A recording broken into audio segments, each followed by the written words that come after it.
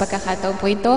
Atin naman po ihanda ang ating mga puso, ang ating isipan para po tanggapin po ang mensahe po ng Panginoon sa bawat isa. Entitled, Touching the Untouchables. Amen. So akin na po tinatawagan ng mensahero po ng Panginoon, si Pastor Christopher Aguilar. Palakpakan po natin ang Panginoon.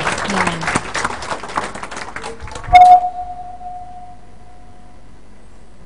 Salamat po kapatid. Purihin ang Panginoon. Are you blessed, church? Amen. Are you blessed, church? Amen. And papasalamat ako sa Panginoon sa kabutihan niya. And again, nagkasama-sama po tayo muli. Amen. Praise God.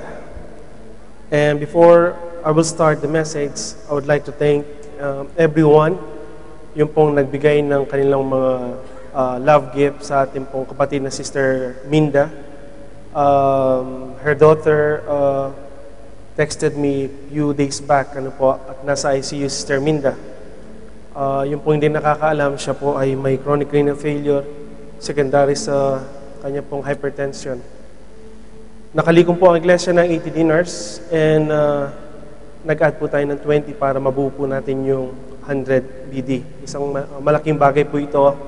At sabi nga po ni Sister Cindy na linalapitan nila kahit kanino maging sa PCSO para lang po pagtustos nila sa kanilang mga gastusin sa ospital.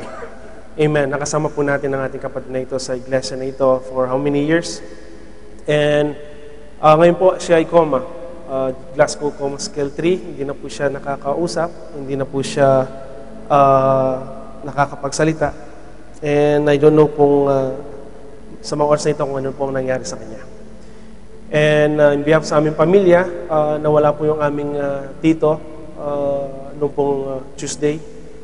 At salamat po sa inyo pong contribution na malaking bagay po ito sa kanila.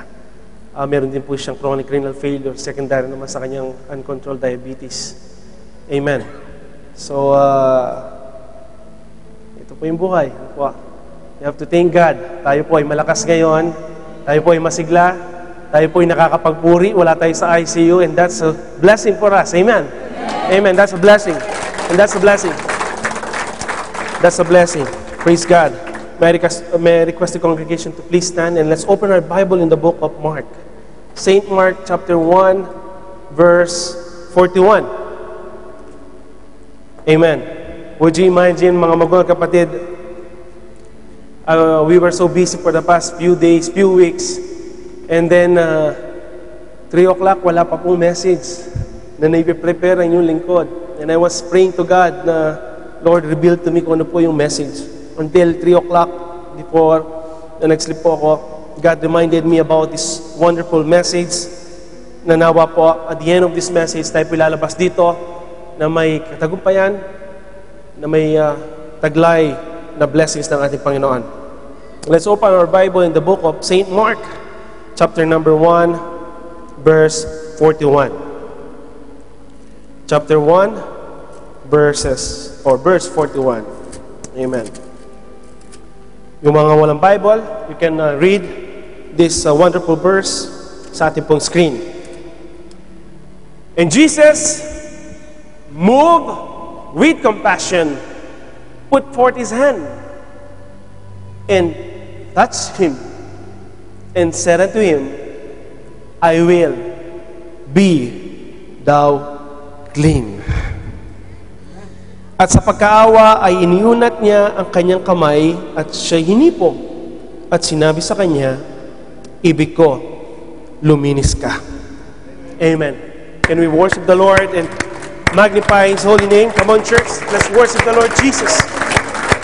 Come on, church. Let's worship the Lord God, Jesus. Jesus, Lord, we worship you, Lord God, Jesus. We worship you, Lord God, Jesus. You are the God of Abraham, Isaac, and Jacob, the King of Kings, the Lord of Lords. Heavenly Father, Lord, right now, Lord, narito po kami, Lord. We want to feel your presence, O God, Lord. We want to feel your touch, O God, Lord Jesus. Though a lot of people, Lord, they are persecuting us. They are accusing us, Panginoon, Lord. We are unclean, O God, Lord Jesus, in their sight. They are judging us, Lord God, Jesus. But Lord God, Jesus, though we are untouchables, Ikaw mismo ang hawak sa amin, Panginoon Lord God, to comfort us, to set us free, to give us liberty, O Lord God, to give us freedom, to give us peace and comfort, Lord. And right now, Lord God Jesus, wala po kaming hinihingi kundi yung Holy Presence. Do not allow us to leave again this place, O Lord God Jesus, na wala pong mangyayari sa aming mga buhay. It's not a routine Friday worship service, Lord God Jesus.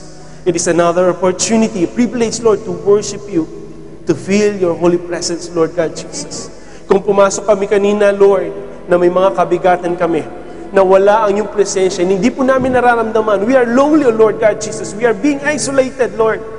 But right now, Lord God Jesus, let your Spirit be upon us. Let your anointing be upon us, O Lord God Jesus, and allow my brethren to leave this place with peace and with your holy presence. We worship you, O Lord God. We glorify your name. In Jesus' name we pray. Amen, amen, amen, amen, and amen. Praise the Lord. Thank you, brethren, and po sa another Friday worship.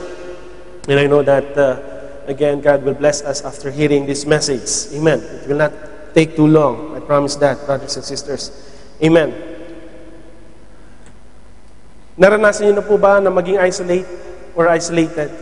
Have you ever felt that, sometimes we commit sins, we commit mistakes, may kapalpakan tayong nagagawa, may mga things that we don't usually, na sinasadya. And part of us, we are being isolated. Nilalayo natin yung ating mga sarili. Umiiwas tayo sa ating mga kapatid. And then, mostly, nagkukulong na tayo. We don't want to talk to anyone, to anybody. And then, we feel distress in a sense that we are desperate. Nagkaroon tayo ng depression syndrome. We're not able to eat. We're not able to work. We're not able to concentrate. We're not able to do our daily activities. Amen. Some of us, maybe, they can relate with this type of syndrome, major depressive syndrome. Sometimes, ito po ay nangyayari sa ating mga buhay. It's really part of life, mga magulang at kapatid. But it will not end sa ganyang paraan. Amen. Because we have Jesus in our lives. Amen. But somehow, brothers and sisters, people will never understand ano po yung mga nararamdaman natin. Amen. People will just ignore us. People will just accuse us sa mga bagay-bagay na minsan hindi naman po karapat-dapat. They are too judgmental in a sense that hindi po nila naintindihan yung nasa looban natin. Amen. But I'm giving assurance, brothers and sisters, that it's not the end of the world. Amen. God loves us. Amen. And remember, brothers and sisters, during the lowest times of our lives, nandun po ang kapangyarihan ng Panginoon. Nandun po kumikilos ang Panginoon. During our distress, during our deepest, yung ating emotion ay nandyan sa pinakamababa, God will always there to lift us up. Amen. I read one day, brothers and sisters, a funny story. There was a man sitting in the bar. Siya po ay nakaupo sa bar. In the bar, of course, he had a very lousy day. Amen. So, he was staying in the bar for at least half an hour or 1 hour, to be exact. So, nandun po siya, nandun yung kanyang drinks, and all of a sudden, one guy came, big truck driver, tinapik niya itong tao nga ito, and then, i-drink, yung kanyang inumin. Would you imagine, ininom niya talaga pong yung tao na nandoon. He cried with desperation. He cried like a kid, And then, all of a sudden, ang sabi ng truck driver na ito, "Come on, cheer up!" Sabi niya gano'n. I will pay you, I will buy you another drink. Sabi niya gano'n, binibiro lang kita. I want you to be happy, ininom po niya yung inumin ng taong ito. Sabi ng tao nito, hindi naman ako nalungkot sa ginawa mo. So what happened? Ang sabi po ng truck driver nito, you see, na-miss ko yung pinaka-importanting meeting today morning. And I miss it. And when I came back to work, they fired me. Because I missed this best opportunity in my life. And then along the way, my car was stolen. I was about to leave the place. My car was stolen. I don't have anything. And then, kumuha ko ng taxi. When I came home, wala akong pambayad. Binugbog ako nitong taxi driver dahil yung palang wallet ko nasa kotse ko na nawala. And then when I came home, I saw my wife with somebody. And my wife told me to get out in this house. And then along the way, I was thinking to end my life. I went to the chemical store to buy something to drink, a poison drink. And then, dumating ka. I was about to drink this drink. At ikaw ang uminom. You see, this is life, mga magulang kapatid. Kung babalik na rin po natin, if you will point, or dot, yung mga sequence of events na nangyayari sa ating mga buhay, we're still grateful that sometimes during the moment that, magkakaroon ka ng best decisions in life, God will save you for it because God loves us. Amen. God loves us. Kaya cheer up, mga magulang at kapatid. Cheer up. Come on. Let's worship the Lord Jesus. Amen. So we thought, makakatulong siya, but at the end of the day, yung papala yung kapahamakan. Kaya huwag kayong masyadong attach sa mga, baka kayo ay mapahamak. Amen. So being isolate, mga magulang kapatid, ito po yung pinakamalungkot sa ating buhay. I took my exam 3 or 4 days back, and it's really hard exam sa entrance examination ng United States, and a lot of diseases na mga new sa akin. Imagine I was last time na nag-aral po ako, it was almost 13 years back, so hindi po lahat updated. But there are so many diseases in which hindi na po ito alam ng tao. I don't know if you heard about Kaposi sarcoma. Ito po ay skin disease. And this Kaposi sarcoma is only being isolated for patients with HIV, human immunodeficiency. And there's no treatment. There's no treatment. And I think this is the end ng antibiotics ng science in medicine. We have only last resort, vancomycin. Now we are having a lot of resistance. Even dito sa Bahrain, meron na tayo mga MRSA positive. That means yung pinakamalakas na antibiotics na pwede mag-save ng tao, hindi na po umuobra, may resistance na ang mga bakterya. Amen. And if you will take a quick look sa mga newspapers na nangyayari, now Syria is being attacked. So anytime magkakaroon na ng World War III. Amen. And it is written sa ating Bible that the end is almost very, very near. Amen. It's very, very near, mga magulang kapatid, kaya dapat po magbantay na tayo. Amen. Now, these diseases, mga magulang kapatid, in the early times, during the time of the Old Testament, there was a disease called Hansen's disease, or ito po yung tinatawag na leprosy. Ketong. Have you seen patient with ketong, leprosy? Meron na po ba kayo nakita? Leprosy. You know leprosy? In Pakistan, I think they have so many. Even in Philippines, until now, we have a lot of patients being treated with leprosy.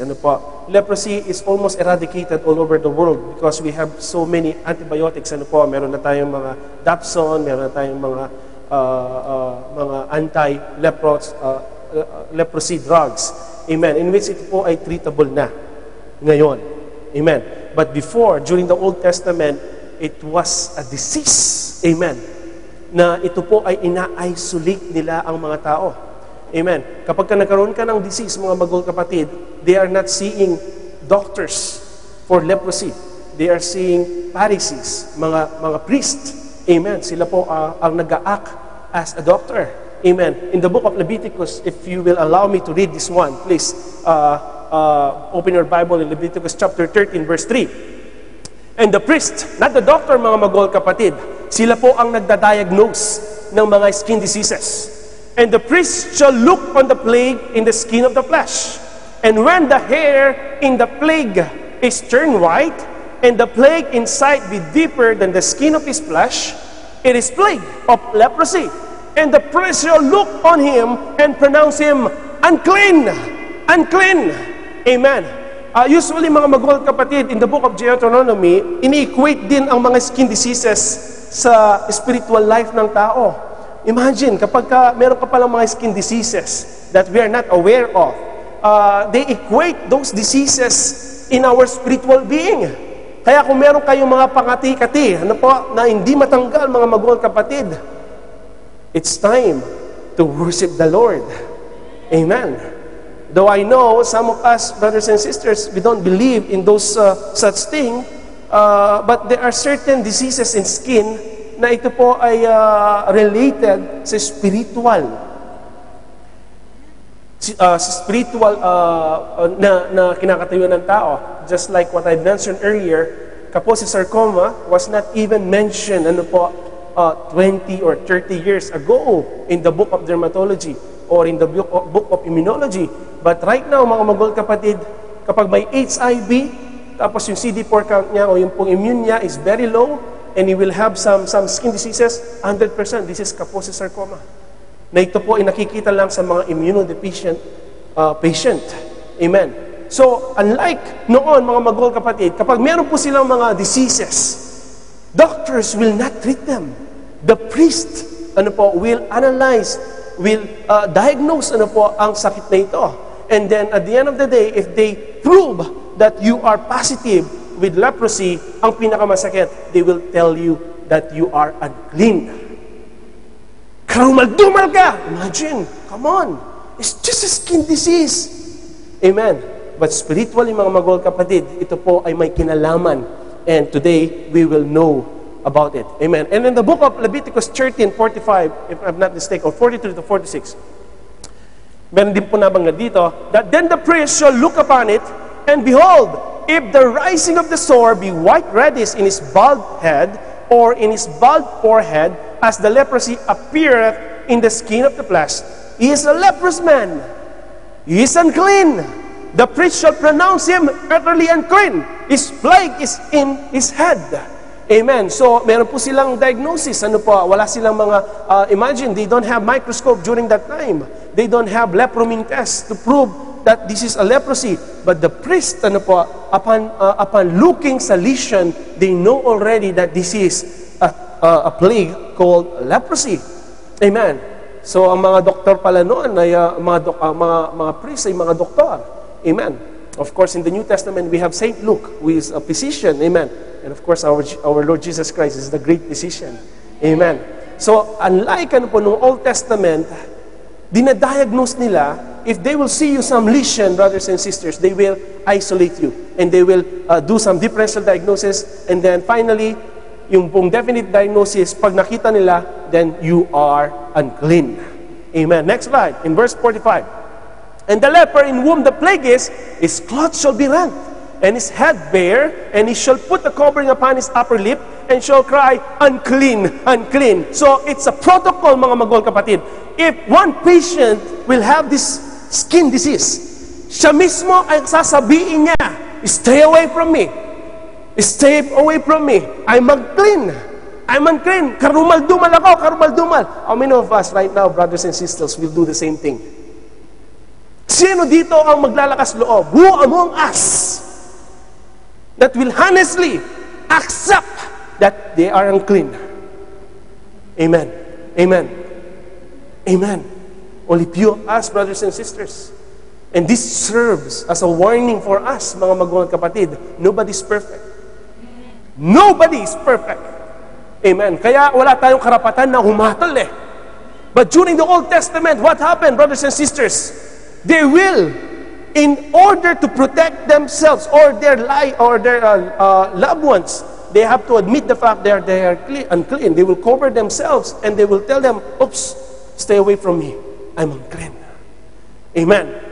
All the days wherein the plague shall be in him, he shall be defiled.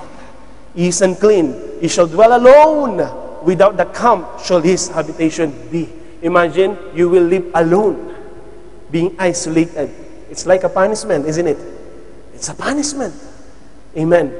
Kaya nga, mga magulang kapatid, some of us, leaders of this church, elders of this church, sometimes kapag meron silang nararamdaman na something unusual in their life, they will isolate themselves. At ako, believe ako sa mga taong ganyan. They are being honest. They will never stand in this pulpit na meron silang problema spiritually. Amen. There was a man in the New Testament. Meron siyang family. He was exposed sa contagious disease na ito. Kaya nga, si Paul, ang sabi niya, do not equally yoke with unbelievers. You see, church, kapag nakisama ka sa mga nagmumura for 1 week, kaibigan mo nagmumura for 1 week, after 1 week, partly or sometimes subconsciously, nagmumura ka na rin. Do you believe that, church? Sin is very contagious. Very contagious ang disease. Kaya nga, we as the church leader, sometimes we are trying to tell you, brothers and sisters, what's the point of hanging sa mga taong ito or nakikisama sa mga taong ito na wala ka namang nakukuha o napupulot na maganda. And sometimes si pastor, si brother, pinapakialaman pati yung... No. See, sin is a very contagious disease. Amen. Amen. Unfortunately, holy people, they are not contagious. I don't know why. Amen. Sana kapag magkakasama tayo, puro praise the Lord ang ating pinag-uusapan, ano? Kaya nga kahit na anong mangyari, nasasabi mo, praise the Lord, praise the Lord. But if you will mingle, sa mga tao that they are saying, a lot of cursing words at the end of the week, you will have that spirit. Amen. And that's true, mga magulkapit. That's true. Admit po natin, that's true. Sometimes, if you are having friends, sa mga sa word na patutot, and sometimes they will level you as like that. Why? Sabi nga, tell your friends kung sino ako. Ano po? Okay. Whatever. Anyhow, I think you understand what I'm saying. Amen. What I'm trying to figure out, mga bagol kapatid, is that we have to live a holy life. Amen. So, there was one family. Meron siyang son, meron siyang wife. He was exposed with this contagious disease. One day, he found out there was a small lesion in his hand. That small lesion, part of his heart, he knows that this is a leprosy, Hansen's disease. So he was trying to cover it up, mga magol kapatid. He was trying to cover it up in a sense that this guy, alam na niya ang scenario. And it happens during the time of our Lord Jesus. One day, he saw this lesion, nagkakaroon ng multiple lesion. Nagiging obvious na. Lesion started in the hand, then it started sa kanyang forearm, sa kanyang shoulder, and then it appears sa kanyang face. He was trying to avoid yung exposure sa mga ibang tao, and then dumating sa time that while they are in the farm, his son cried. Nakita niya bakit umiiyak yung kanyang anak. Amen. And he thought, this is it. Maybe my son found that I'm a leprosy patient. I'm a leper. So what happened, brothers and sisters? That's not the issue. Nakita ng kanyang anak, the son saw him, he was bleeding in his plantar aspect of his left foot. Dumudugo. Because church, ang mga lepers, ang mga may ketong, tinitira po ng Mycobacterium leprae, ito pong kapamilya ng TB. Yung mga nerves, they will eat the nerves so that you will not feel anything. You feel numb. Amen. That's why sometimes, when I was working in San Lazaro, we have some patient, nahuhulog na yung kanilang tenga. Ay, tenga ko pala po ito. Pwede pong padikit. Iglo natin. Because they have this neurologic deficits, meron po silang numbness may sensory deficit in the sense that hindi nila maramdaman. Ano po? So this guy, he was bleeding to death, and the son, he was crying, "Daddy, you're bleeding, you're bleeding." And then, of course, it's time to reveal.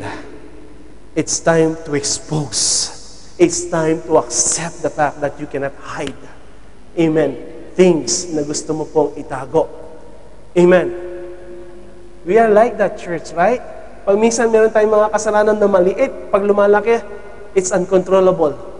Mahahayag at mahahayag din. Walang natatago na di nalalantad o nalilihim na di nabubunyag. So what happened? During that night, kinausap niya yung kanyang wife. He told his wife about everything. What happened? I have this disease. I know kung ano po ang magiging consequence. Tomorrow morning, we have to appear sa priest. Amen. We have to appear to the priest. And he knows that they will reject him. They will isolate him. And during that night, ano po, wala na siyang ibang magawa. He was sleepless. Hanggang sa dumating na yung araw na pinakahintay, they appear sa Sanhedrin. Now, let's go back to the book of Leviticus. It was proven that he has a leper, or he has a leprosy. So ano pong nangyari? Ang sabi niya, you will be isolated. You will live alone. Away from your family. Away from your loved ones. You will never ever, na mayayakap mo muli ang inyong mga mahal sa buhay. You will be rejected in the society. You will live alone. Alone in the dark. And nobody will help you. Maybe somebody will just send some foods, but away, about around 10 meters away, ano po ang pagitan bago mo makuha. Imagine, what is this disease? Hindi po siya nakakamatay. Leprosy is a chronic debilitating disease. It will not kill you like cancer, like leukemia, or like anything else. But it's a debilitating disease, chronically, 15, 20, 30 years, hanggang maagnas na siguro yung mukha mo. Nandun ka mamamatay. Imagine. Ito po yung physical leprosy. Amen. He was isolated. He was living alone. He was hoping na one day mawawala ito, na he can embrace again yung kanyang mga mahal sa buhay, mayayakap niya, na hindi niya dati nagagawa when he was totally well. But now, what happened, mga magol kapatid? He cannot live this life. Parang patay ka na. Lonely, alone, isolated. Kinamumunian, karumal-dumal ka sa harapan ng tao because of this leprosy.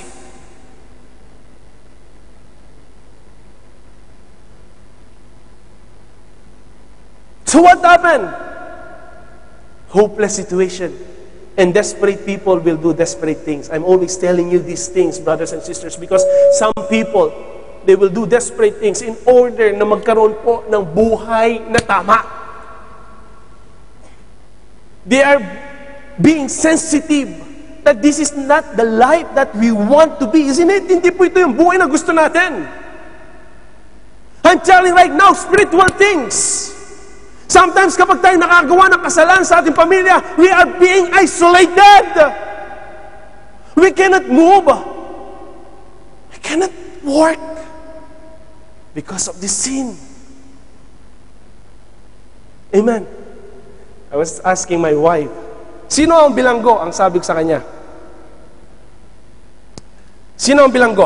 Yung nagbabantay sa bilangguan o yung nakabilanggo?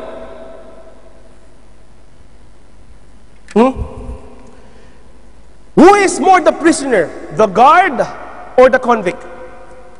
Okay, let's see. The convict is housed in a 10 by 12 cell, which includes a toilet, a bed, and sometimes table and chair. The convict get exercise time on regular basis, 3 meals a day, opportunities to study, read, watch TV, etc. The guard, on the other hand, sits in a 4x5 guard house overlooking the prison yard and must constantly watch. No time for relaxation, no time for rest. Sino? Sinong bilanggo? Yung guard. The guard cannot just go to the toilet as he wishes. Pero yung binabantayan mo, relax. What I'm trying to say, mga magol kapatid, sometimes,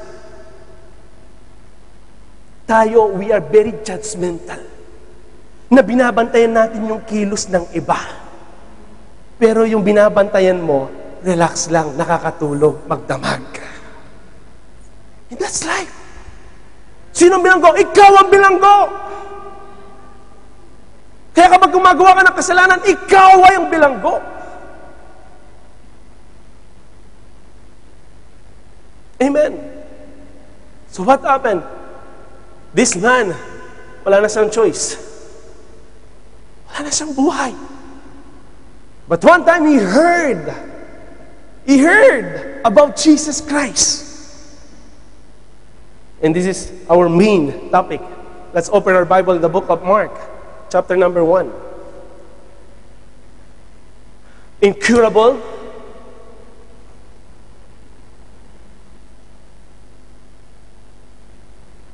Walang antibiotics during that time. And we don't know kung ano po ang magiging outcome ng buhay nila. In the book of Mark, chapter 1, verse 40 to 44, dito po tayo mag-start. Amen. Para matapos tayo kaagad ng 4 o'clock. Amen. And there came a leper to him. Ito po yung guy. Ito yung man na lumapit sa ating Panginoon, beseeching Him and kneeling down to Him. Amen. Kasi ang tao, kapag ka po fed up na tayo sa ganitong buhay, we cannot live any longer, isn't it? Amen po ba? Nakaka-relate po ba tayo? Pag gumagawa tayo ng kasalanan, kapag ka meron tayong mga ginagawa na hindi kalugulod sa harap ng Panginoon, we cannot live any longer, mga magol kapatid. Nakakapagod ang ganyang buhay. Nakakapagod. Pagod na ba tayo? We're tired. Sick and tired living in this life. So the leper came to him, beseeching him, and kneeling down to him. Imagine, brothers and sisters, first time na encounter niya si Lord, first time he encountered our Lord Jesus Christ, and he was kneeling down and saying unto him, if thou wilt, thou canst make me clean. Lord, is it your will? Lord, I cannot live this kind of life. I'm sick and tired.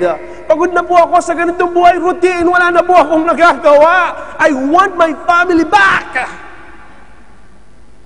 Last week, if you heard the powerful testimony of my dad, totoo po yan, kapag may ginagawa kang hindi kalooban ng Panginoon, yung mobile mo pa lang, pag nag-ring, tumatas na yung presyon mo. And you will end up, brothers and sisters, di ba? Tinitingnan mo kung kanino, pag minsan nagdudual sim pa tayo eh. Because of this sin. Nagkakaroon ka ng hypertension.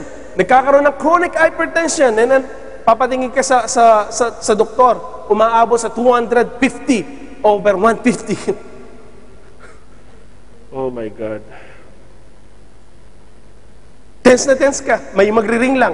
Iniisip mo na, no? Asaw, okay.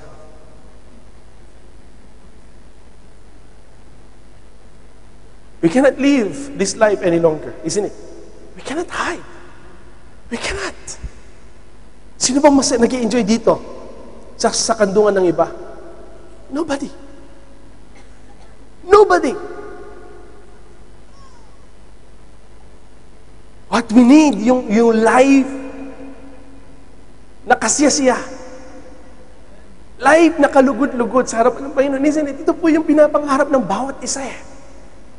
And this is the day that the Lord has made for us to realize that we cannot live any longer in this life full of miseries. Amen. So So this guy, when he found our Lord Jesus Christ, he was saying unto him, if thou wilt, thou canst make me clean. Lord, kung kalooban mo ba, pwede mo akong linisin. Because he accepted the fact that he cannot live this life, isn't it? You see, church, kung hanggang ngayon nagmamatigas ka that you are not accepting the fact that you are living in a lie, God will never give you freedom. Even sa psychiatry, mga magulang kapatid, Sister Joy, if you are here, even in psychologists, if a mentally ill patient will not accept that they are sick, they will no longer, they will not be healed. Even bigyan natin sila ng mga antidepressant, anti-anxiety, whatever you will give medications for them, if they will not accept that they are totally mentally healed, they will never get healed. Amen. May umamin na bang sira ulo dito? And for us doctors, if you will accept that you are mentally ill, then that means you are doing well. Why? The moment that you will accept the fact that you are sick, that's the time that you will take your medication. And if you are denying that you are not sick, you will not take your meds. Eh, ba't ko wala naman ako sick? That means you are denying. Amen. And the simple fact, mga magulang kapatid, this guy needs the Lord. Walang antibiotics, walang Dapson. So when he saw Jesus Christ, maybe this guy heard that Jesus Christ healed 10 lepers last week, last month, last year. Amen. So when he saw Jesus Christ, he knelt down, siya po ay nag-kneel down and saying unto him, if thou wilt, thou canst make me clean, Lord. And Jesus moved with what? Compassion. See, kung ikaw ay lalapit, if you will come to the Lord with humility, mga magulang kapatid, and accept that you need Him more than anything else, ang Panginoon ay mahahabag siya sa atin. Pero kung nagmamayabang ka pa rin, nagmamatigas hanggang ngayon, mataas pa rin ang ere mo, God will never have compassion. Kaya ang buhay natin, routine eh. Walang pagbabago. Madre na, mapipayda. No use. Why? Because we are still struggling in this cold life. And Jesus moved with compassion. And he poured his hand. And what? Touched him. And said unto him, I will be thou clean. See, this guy, this man, he thought that he was untouchables. Walang pwedeng makahawak sa kanya because he is unclean. You see, church, if you will read verse 41, if you will analyze this wonderful verse, Jesus Christ can say, okay, you are healed, kalas, go home. But you see, there's something in it. There's something in it na kailangan mong i-analyze right now. He put forth his hand. Ginamit pa niya yung kanyang kamay to what? To touch you.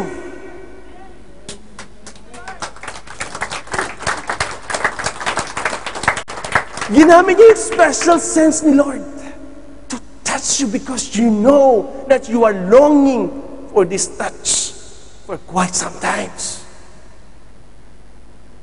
You want to feel His love, yung compassion ng ating Panginoon. Saint Mark can even just write, and after hearing these words from the leper, and Jesus Christ healed him. Kalas. But no. Saint Mark emphasized that when our Lord God Jesus had compassion, He put forth His hand. In the book of Leviticus, it's haram. It's not allowed to touch the untouchables. But see, Jesus Christ, my God, your God, our God, will touch you in a very wonderful way.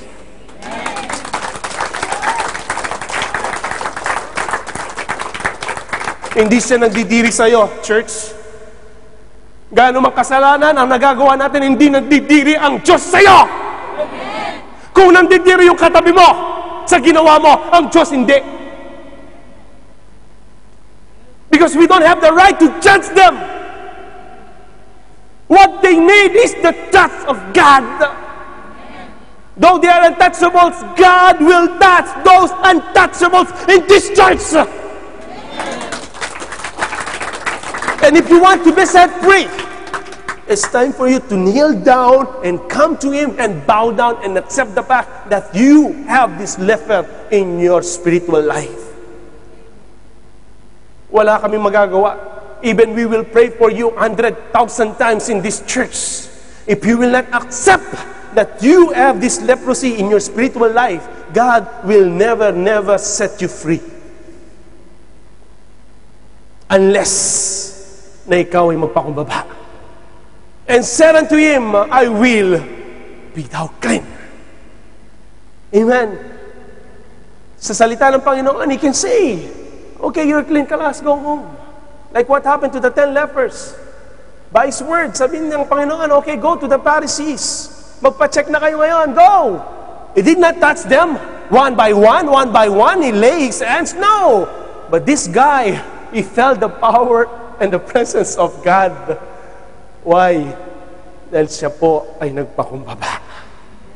He was fed up sa routine na buhay na meron siya.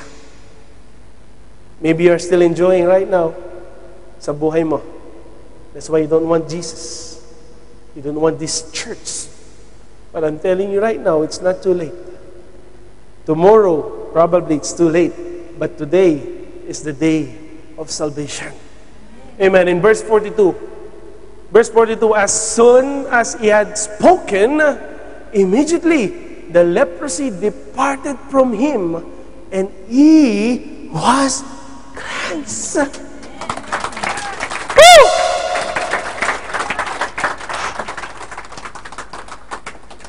And he straightly charged him and forthwith sent him away. Go! Siguro ang iniisip na lalaking to, yung mayakap niya muli ang kanyang mga mahal sa buhay. Isn't it, church? Isn't it? That's the most important thing. Amen. And this is life, church. This is life. If you think that you are being isolated, you are untouchables because you are unclean, I'm telling you right now, there is one Lord and one God mentioned in the Bible that He is able to touch the untouchables. Hindi mo maramdaman right now, but if you are willing to be touched by God and give your life to Him, kung paano nangyari ang senaryo sa Book of Mark ay mangyayari ngayon. Sino sa atin ngayon ay may mga leprosy spiritually? Can you raise your hand? And those who raise their hand, pwede po ba tayong tumayo? And those na wala naman sila leprosy, you can sit comfortably.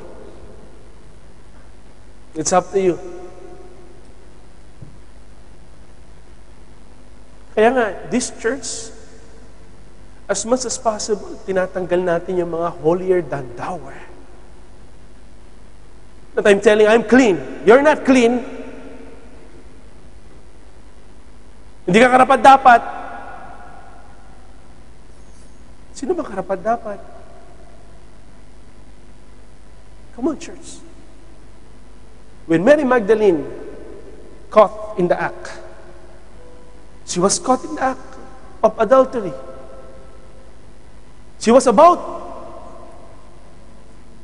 to be stoned to death. Ang sabi ng Panginoon, wait. Who among you na walang kasalanan, siya ang unang magbato sa babaeng ito? Sino? Yung may mga hawak-hawak na mga 2x2, 4x4, malalaking bato. about to throw. Ano nangyari? They were convicted. Why? Because we don't have the right to judge. Hindi tayo taga-atot. And I'm talking to myself. Sometimes nagiging judgmental ako eh. Pero I've learned a lot. I've learned a lot in this life. Sa journey ng buhay nito, I've learned a lot. The reason why we have this church because of those sinners. Because of us. Tayo makasalanan. Kaya nga natayo ang church eh.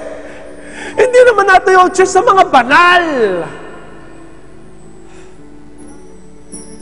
Kaya wake up, church. Wake up. Wake up, church. Wake up. Huwag mo sabihin ngayon sa inyong mga mahal sa buhay, hindi ka karapat dapat sa church namin kasi naninigarilyo ka pa. Hindi ka karapat dapat sa church kasi nasa adultery ka pa. Nakikilipin ka pa rin. Come on, kailan sila magbabago? Sino magbabago sa kanila? Ang bar? Sino magbabago sa kanila? Ang Panginoon. Saan mo makikita ang Panginoon? Hindi mo makikita ang Panginoon sa jihan? 2 or 3 gathered together in His name, then He is in the midst of us. So where is the place? This is the place. This is the place wherein yung mga untouchables, they are being touched mightily by God. Amen. Can we change our minds, church? Can we change our minds? But come on. Huwag tayong mag-enjoy. Okay lang pala. No, it's not okay. May pasabali si Lord after seeing Mary Magdalene. Anong sabi niya? Anong sabi niya? Sin no more.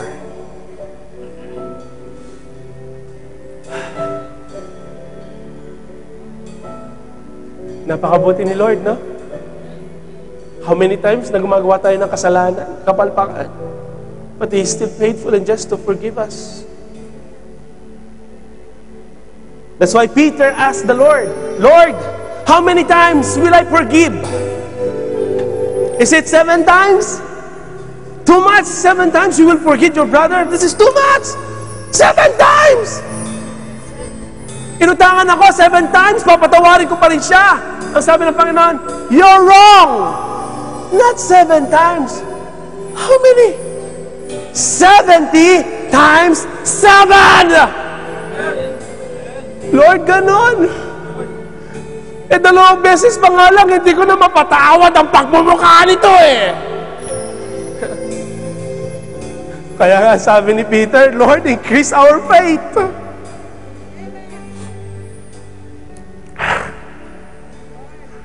Kaya nga may isang bata, magkapatid.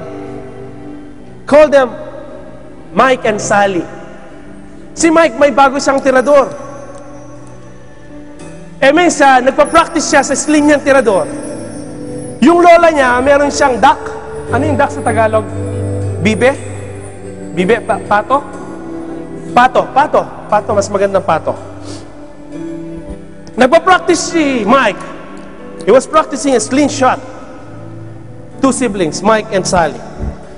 Unfortunately, when he hit, yung kanyang sling, tinamaan yung pato, yung duck. The duck died. It was very precious in the sight of their grandmother. So, he was panicking. He took the duck and he hid this duck sa woods. And while hiding this duck, yung kanyang little sister Sally, she was watching her. Oh my God. So he made a big crime sa kanyang buhay at may witness. So one time, their grandmother called Sally. Sally, come on dear. Can you wash our dishes?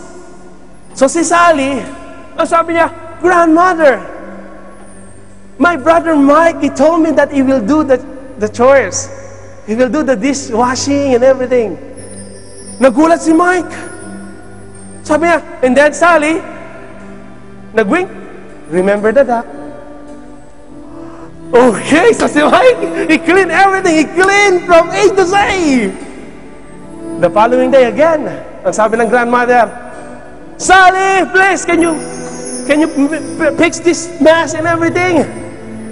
Grandmother, Mike told me to do it for me. Right, Mike? Mike was speechless. And Sally told him, remember the duck?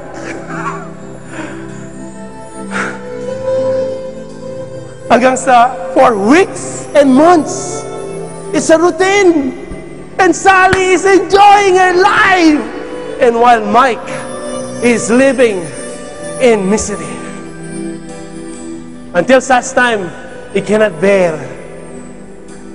He cannot do it. He humbly approached his grandmother. Ang sabi niya, Grandma, I'm sorry. For the past days, weeks, and months, I'm not telling you that I killed your duck. Inamin niya, ang sabi ng grandmother, come on, I forgive you. I saw what you did. I saw what you did.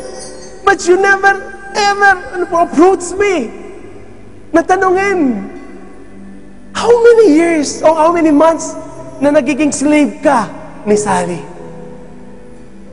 So how many years right now or months, years nagiging slave ka ng mga bagay-bagay na kasalanan na nagawa mo? In 1 John 1:9, ang sabi ng Panginoon, if you will confess your sins, He is faithful and just to forgive us. Amen! Kaya nga naalala ko ang aking ama way back 1992 Nahuli ko po ang tatay ko na meron siyang babae. Di ba, Dad? For 1 year, tinatago ko yun. Alam mo ang sabi ng aking pinsan dito? Chris, ito na yung pagkakataon mo na mag-take advantage ka sa tatay mo. What? Ilingin mo lahat. Kasi yung nasa iyo ang tawag doon, pagka may nasa iyo yung susi o nasa iyo ang alas. Imagine, pinsan ko sasabihan ako ng ganon. I told my cousin, sabi ko, pinatawad ko ang aking ama. Pinatawad ko. Kaya mapatawad po tayo, ha? Kahit araw-araw ka sa church, magpipray, tapos hindi ka marunong magpatawad, paano ka papatawarin ng Diyos na nasa langit? Kaya ikaw mismo, hindi ka marunong magpatawad sa kapatid mo. Kaya nga yung discord sa church na ito, natatawa lang ako For how many weeks, may discord, may division sa church. Natatawa lang ako. Para tayong mga bata, kaslaw, bingmat, gayam. Ano nga di nagrigat? Hindi naman mahirap na magpatawad.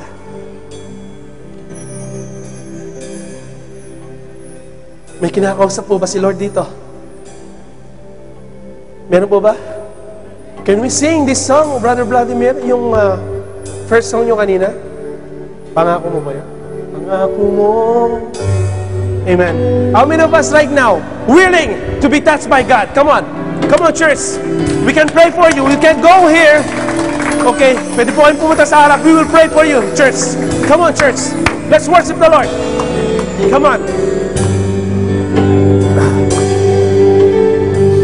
Wala po ba gusto magpa-pray? Sister Emily? Amen.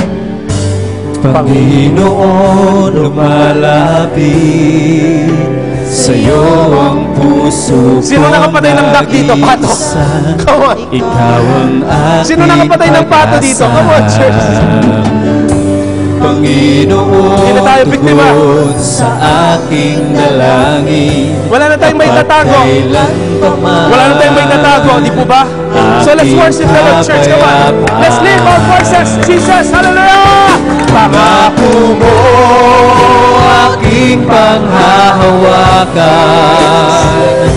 Pangako mo ang tangi kong sandigan. Yes, Lord God Jesus! Pangako mo'y tapat, mapakailanman ako ay di iwan o pagpabayaan man. Pangako mo aking panghahawakan.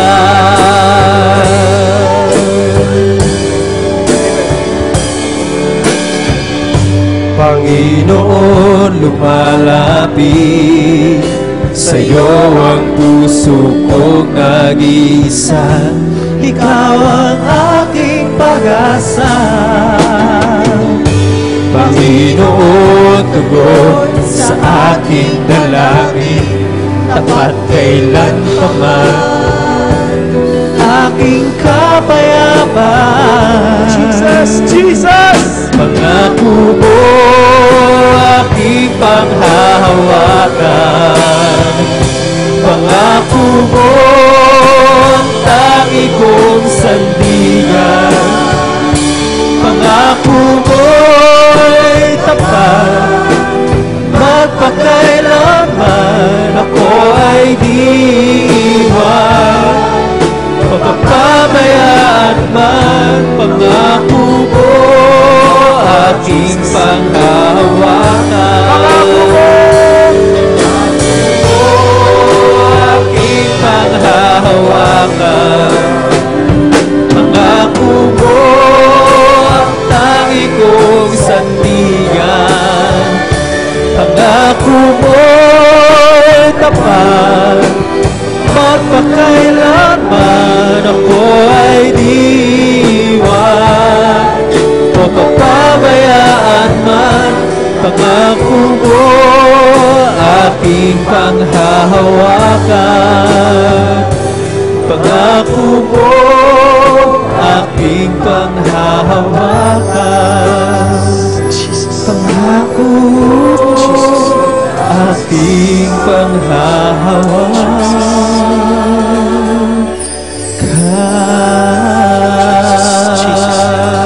Yes, Lord God, Jesus. Let's worship the Lord. Purihin